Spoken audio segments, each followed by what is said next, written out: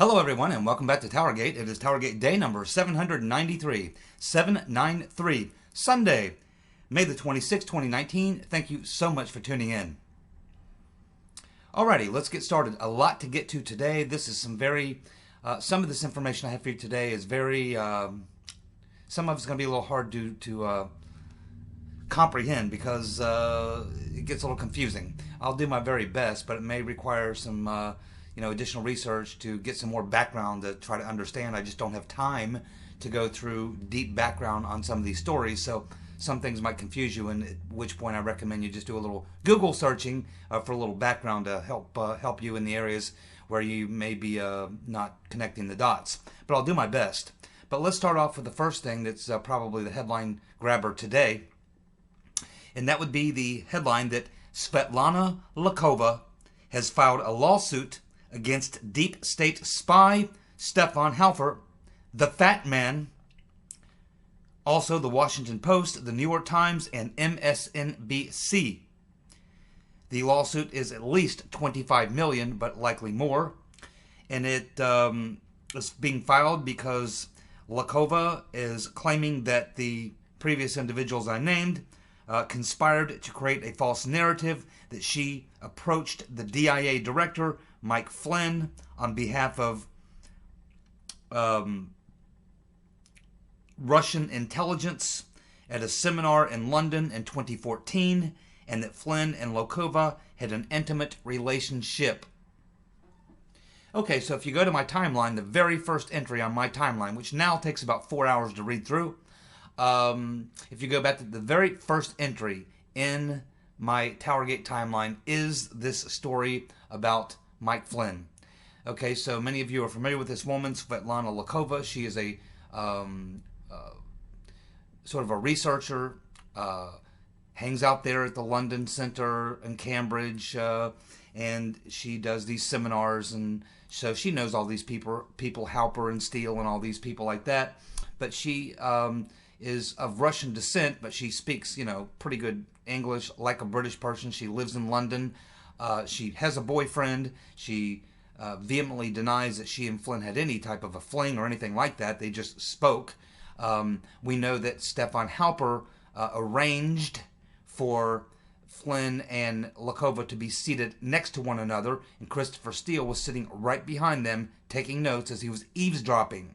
And we know that, of course, Halper made up a fake story that Flynn was going to meet with Lakova somewhere in Eastern Europe, maybe even in Moscow or something, for a fling or something, which is insanity, because at the time, Flynn was the director of the DIA. So,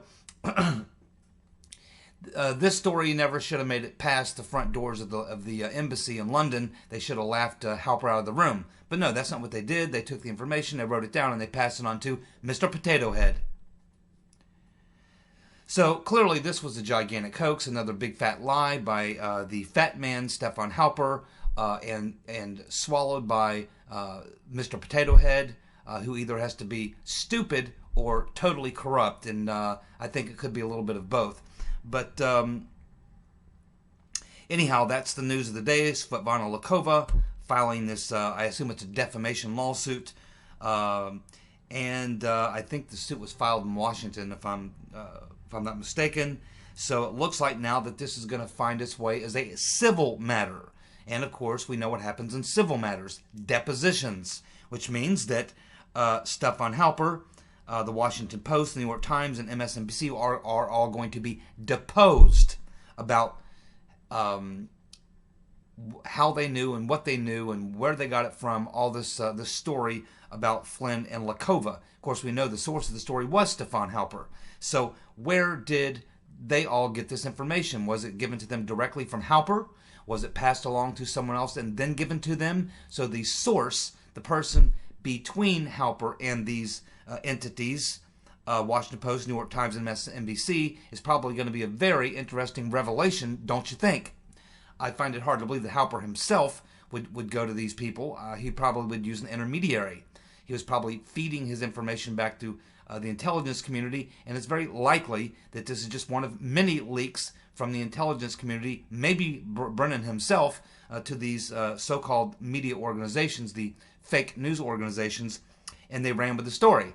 And they never checked the facts, never backed it up. So they ran this story, they've slandered Ms. Lakova, and now she is going to take this to civil court, which means we're going to get even more information, and it's going to make even more headlines, and it's going to create more controversy. It's going to require people asking more questions. It's going to require Attorney General Barr to look at it and go, this is an interesting angle. Let's take a look at that, along with a billion other things. This is going to give the U.S. Attorney, Mr. Durham, will obviously want to take a look at this. There are so many different, literally thousands and thousands of different leads that have to be sniffed out throughout this entire massive conspiracy. This is a massive conspiracy, my friends. It is massive. And it may take years to unwind this, totally, fully unwind it. There'll probably be enough of an unwinding in the next 3 to 6 months to get a decent picture of the basic general idea of what went on, but to really fully get to the bottom of this, it could take years, because there are so many of these little tidbits of information, little leads that have to be followed through. And every time this is one of them situations where you go to the room, you find the room that you're looking for, where you open the door hoping that you're going to find the answer to your question, but when you open the door, you find a room with 50 more doors in it. And you go through each of those doors and you find 50 more doors in each of those rooms. Every time you open a door, you find more doors to open. What an incredibly massive conspiracy. But there you go. We'll see how this plays itself out.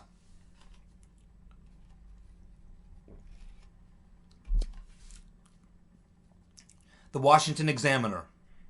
John Brennan, Mr. Potato Head, is in a pinch because, according to sources of the Washington Examiner, John Brennan, Mr. Potato Head, used a secret source that he claims was giving him information about the Putin plot to help Trump and hurt Hillary. Brennan apparently gave this information to Obama. He hand-delivered it in a letter to Obama in August of 2016. This source is alleged to be the one that said that Putin personally ordered the influence campaign in 2016. So now Attorney General Barr has mentioned this, and he's now focused on this source of Mr. Potato Head's, and the source may be revealed as part of this declassification. The Washington Post first mentioned this secret source of Brennan in an article published in June of 2017. This is also the reason that's being given for Brennan to put together this secret task force, which has been identified as the multi-agency task force, the 6-agency task force, and now we're hearing it described as the interagency task force. It's all the same thing. So it appears that, first of all, just on a kind of a related point, we're learning now that the reason that Trump did this declassification in the way that he did it and the timing of it was based on a request from AG Barr. And apparently, this is after conversations Barr had with this U.S. attorney, Mr.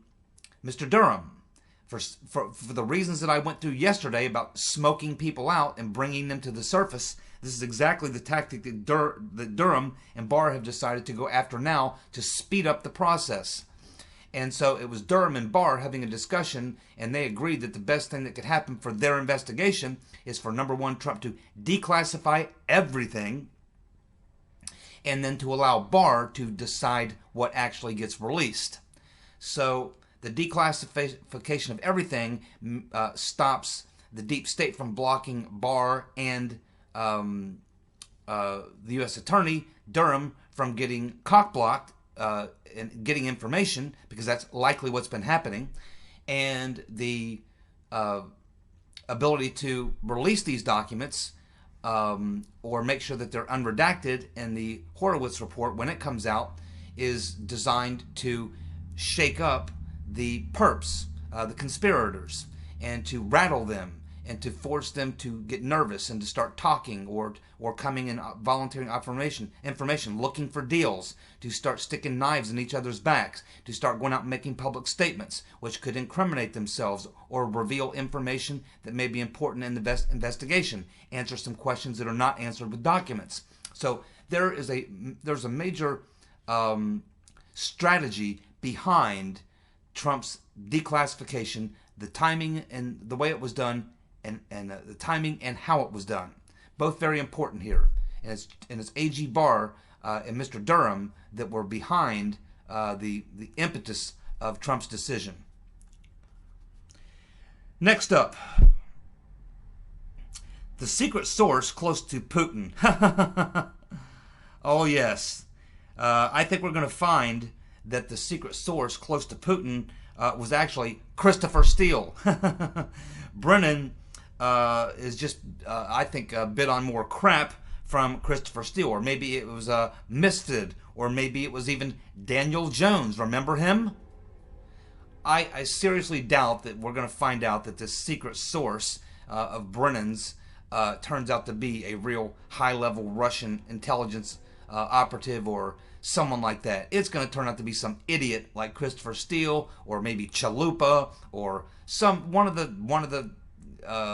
of these players that we already know about that's involved in this crap. That's probably who we're going to find out the secret source is, and that's why Brennan is freaking out, because it's going to be unearthed that his secret source was not such a secret source after all, and it was just one of these hacks, probably Steele or someone like that, who was already part of the cabal, and not some high-level Russian intelligence officer or anything like that. It's no one like that. Maybe it's Deripaska or someone like that, but it's not what Brennan is trying to make it out to be. And another thing that Brennan is really nervous about, of course, is it's likely that the EC, the electronic communication, is also going to be declassified and released, and that's going to reveal something that's probably going to be very damaging to Mr. Potato Head. Likely, we're going to learn that the information that came to open the investigation to the FBI came from intelligence that was procured by Brennan, which is going to in fact directly implicate him in the investigation, the unlawful investigation of an American citizen, spying on an American citizen without cause. That's just two of many, many reasons why Mr. Potato Head is sweating bullets and acting like he's acting.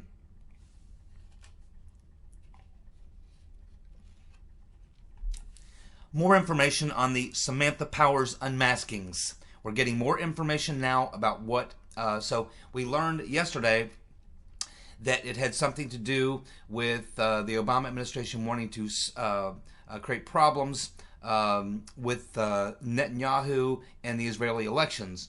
And it also had something to do with this Palestinian-Israeli situation.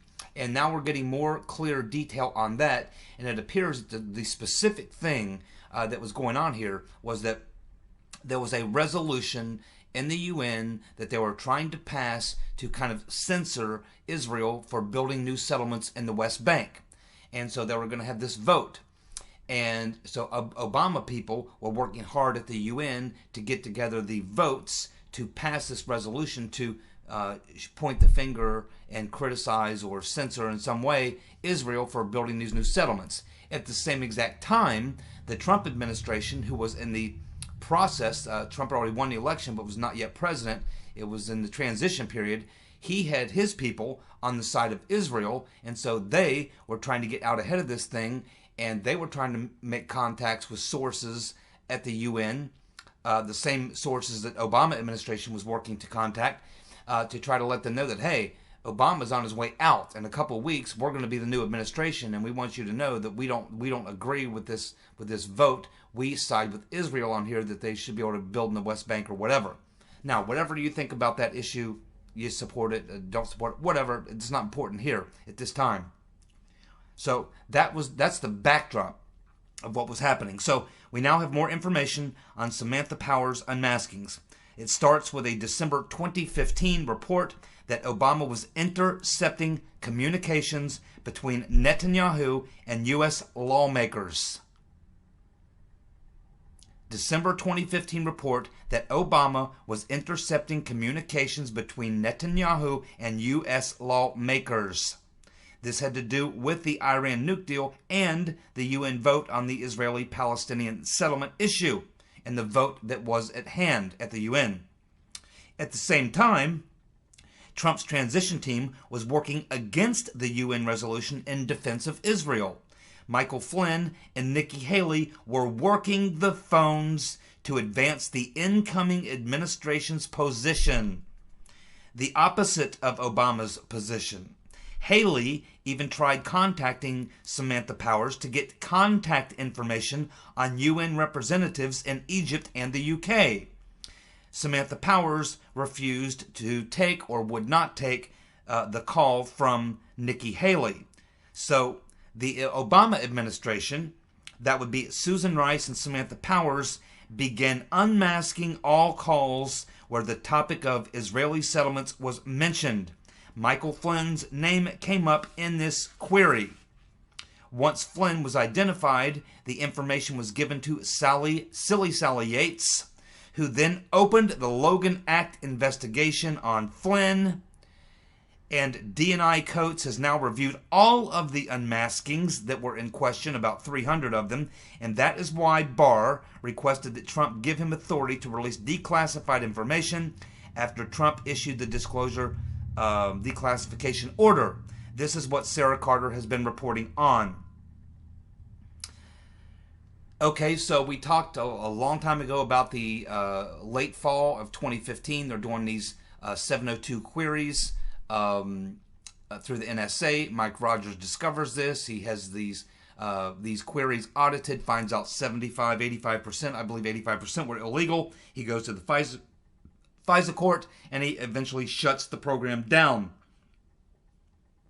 So in addition to obviously doing these 702 queries to get, information and to get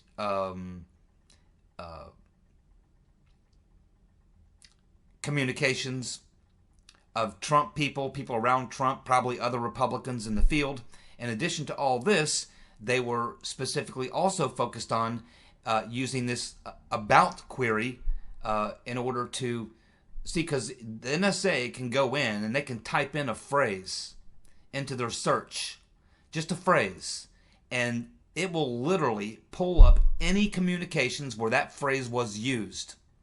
And then you can look at who. So you can do the what is and the who. And then at which point you get that information. Then if you want to get the name of the person or the names of the person, you find out, identify what their identity is, you then do an unmasking. And it appears that a lot of those 702 queries, of course, they were spying on the Trump campaign and other Republicans, but it looks like a lot of that was done in this specific case over this issue going on in the UN with these Israelis building in the settlements there, and the vote that was going to be happening at the UN. And they were trying to get the conversations of people, Nikki Haley, Michael Flynn, and others who would have been communicating with foreign governments about this vote that was going to be happening in the UN to censor or not censor Israel for the buildings in the West Bank. If this turns out to be true,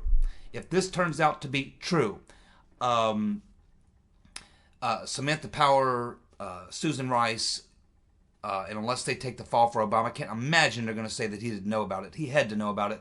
I mean, we're talking about very serious criminal violations, my friends. This thing is huge, man.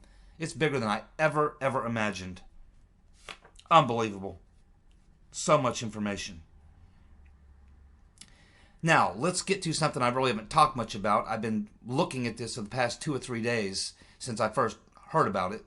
And we're talking about this little meeting that Christopher Steele had with Kathleen Kvalik, where he actually discloses the names of the so-called Russian sources that he used in the dossier. In the dossier, he identifies them as a former, a highly respected former member of the Russian intelligence service, and also a very deep insider close to Putin, sort of minister level, foreign minister level diplomat close to Putin. We now know who he was talking about because he disclosed the names to Kathleen Kvalik, and she wrote it down in her notes. So I've been looking into these two individuals, one of them whose name I am familiar with. I've heard his name over the years, and I'm kind of familiar with him. He's a PR guy and a strategist, kind of like a Dick Morris sort of guy. That was very close to Putin. He was one of Putin's strategic advisors. And the other guy was a former sort of military intelligence guy, been around a very, very long time. Very long time. He's probably 75 years old or something. He's been through many, he goes all the way back to the days of the Soviet Union. So this is kind of complex, but I'll go through it the best I can. But if you don't understand it, just wait, and more information will eventually come out if it's important. And or you can just go do some Google searching, and you can kind of get some more background to help you connect the dots. I'm not 100% connected all these dots myself. I'm just going to lay out a little bit of the background, who these people are, and what relationships that they had, and why this whole theory is ridiculous. Okay, so the two Russian sources that Steele revealed to Kathleen Kvalik that said that Putin had blackmail material on Trump in form of the PP-Gate story. These two individuals, as I just told you, basically generally who they are. I'm going to get very specific in a minute, but I want to go back to the original thing I said before I even get into the details of why this is probably 99% bullshit. Just before we even get there, let's just kind of accept a couple things I've mentioned in the last 2 years or so on TowerGate. Number one, if this was true, that these sources close to Putin, high-level people, were giving Steele dossier information, then these two guys would be dead after they'd been tortured. This would be very, very valuable information, very, very valuable material, as I have stated before. If Putin has blackmail information on the man who could be the next U.S. president, and two of his closest people around him go and divulge that information, then the blackmail material is no longer any good. Putin would not be very happy about that, and he wouldn't be happy about people that high up, that close to him, who've been privileged to have that sort of information, letting go of it and speaking to someone as far out of the mainstream, I guess you would say, as Christopher Steele, a hack like Christopher Steele. Imagine you're Putin and you've got two very trusted sources close to you, and they go give up this incredibly important secret, very closely held secret, and they go give it to some asshat like Christopher Steele. It just doesn't make any sense. Now, some people say, oh, it was a disinformation campaign. Putin put them up to giving Steele this bad information. Well, if that's the case, then it blows up the entire theory that Putin was trying to help Trump and hurt Hillary. Because if Putin was giving them the thumbs up to give this information in the dossier, what does the dossier do? It paints a very, very bad picture of Trump having a conspiratorial plot going with Putin. So Putin has got his two very close sources around him, people he trusts, to have this very sensitive information, and he tells them to go give it to Christopher Steele. And the information is that Trump and Putin are working together to rig the election against Hillary and help Trump, knowing good and well that the purpose of Steele's work is to publish this as an October surprise to drop before the election to hurt Trump. So essentially, Putin is working to hurt Trump. He's doing two things. He's supposed to be loving Trump and hating Hillary, but in fact, he's telling his two guys to go give up information that would definitely hurt Trump and probably cost him the election, at the same time would help Hillary, and at the same time would blow up the entire plot that he and Trump had cooked up to take out Hillary. You see, it makes no sense. It's insanity. But there's actually people seriously talking about this. It drives me mad. Now, the two guys next. If Putin was trying to help Trump, of course, this certainly would not help Trump. The dossier would not help Trump, especially if they released it in October as the October surprise. None of this makes any sense. This is why I know it's bullshit. Now, the two guys in question, Vyacheslav Trubkanov and Vladislav Surkov. Now, everybody has probably heard of Surkov. He's been around for a while. He's a high-profile guy. He's kind of like a Dick Morris, Josh Miller type. He's a very slick, very smart, very articulate, very sort of devious PR spokesman and strategist to Putin. Although they have had their falling outs over the years, they kind of drift apart and connect back together. Surkov is kind of an opportunist, I guess you'd say. And I don't know how much Trump would trust him. I don't know how much Putin would trust him with really, really high-level sensitive information. I don't think he would. He's too much of a talker. But anyway, let's look at Trubkanov. So Trubnikov has links to Stefan Halper. Stefan Halper arranged for Trubnikov to visit Cambridge in 2012 and 2015 for seminars. Halper also used Trubnikov to contribute to a Pentagon study that was published in 2015. Trubnikov was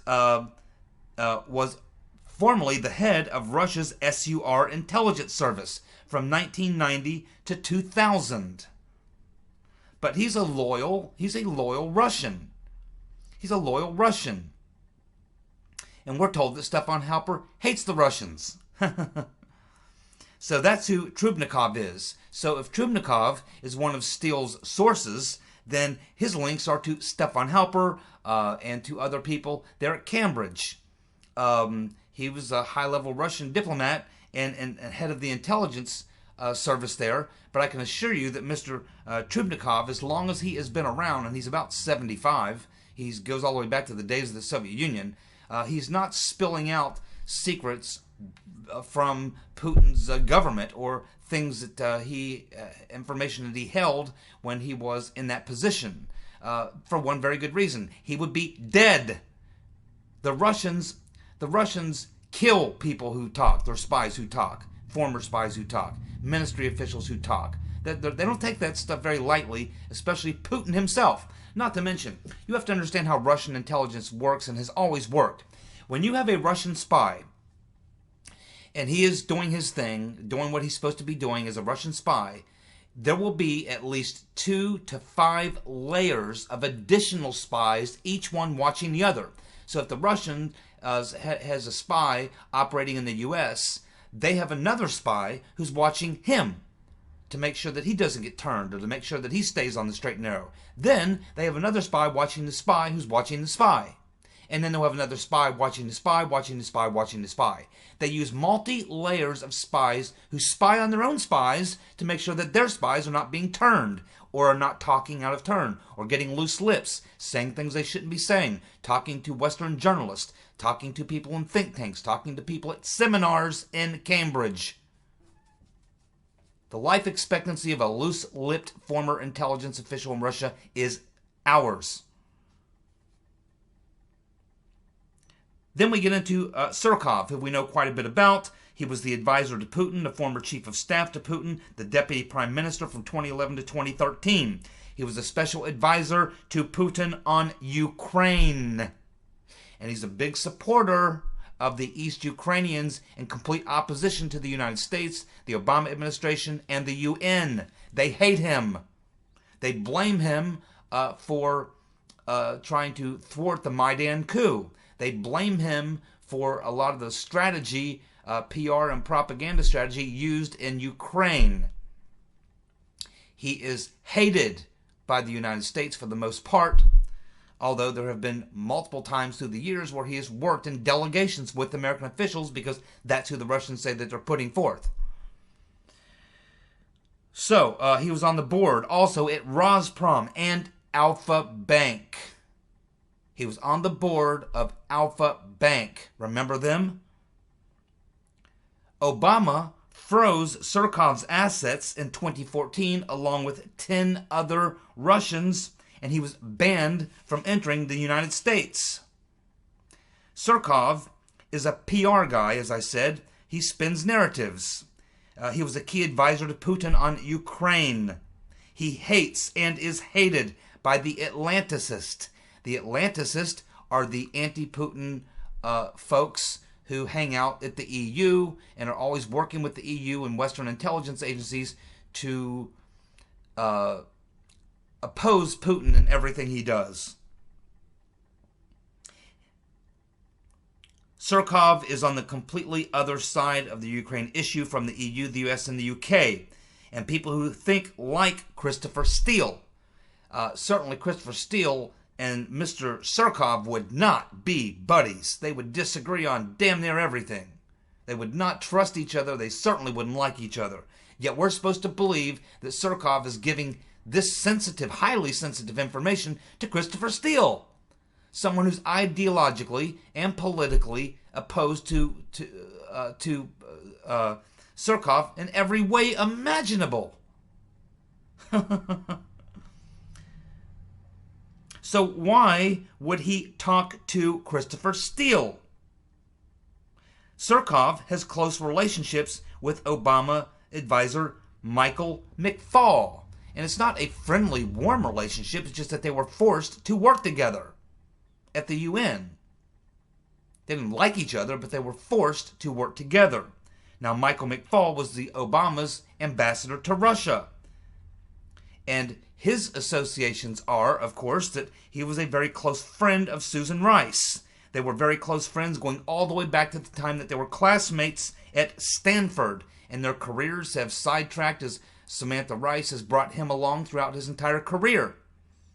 He's like a wingman for Susan Rice. And you can include in that mix, guess who else? Samantha Power. They were like the three amigos, the three musketeers. McFaul, Rice, and Powers.